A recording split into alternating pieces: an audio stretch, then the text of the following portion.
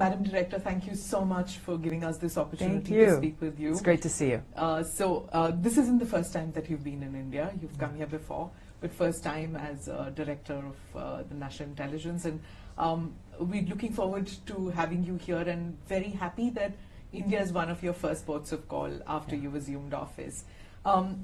You've had your meetings with Mr. Doval and the other Intel czars. Can you tell us a little bit about the scope of intelligence sharing between India and the US? Of course. So first of all, it's wonderful to be back in India.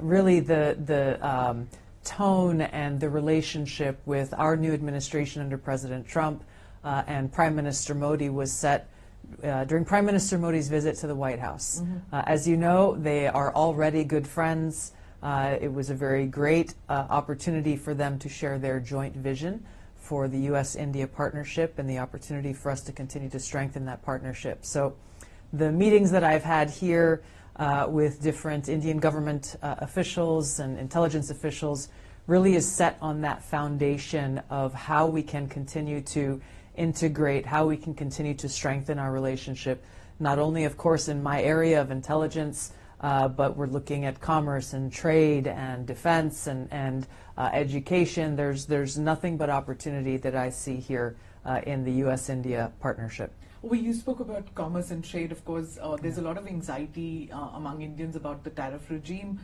Could you tell us which way that's headed? And in the pecking order of the U.S.-India relationship priorities, where does the tariff regime come in?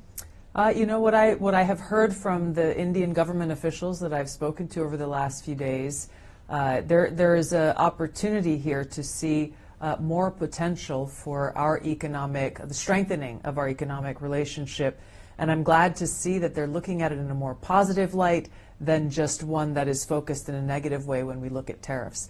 Obviously, Prime Minister Modi is looking out for what is in the best interests of India's economy and the opportunities available for the people of India.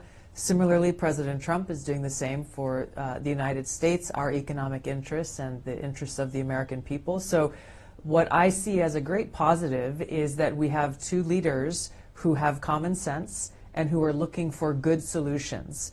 This direct dialogue happening at the very top in both of our countries, but also at the different secretaries and the cabinet members, is going to be key to lay down what that path forward really looks like. And I personally am excited because there's keen interest in the private sector here in India and in the United States to seek out those opportunities and to maximize them.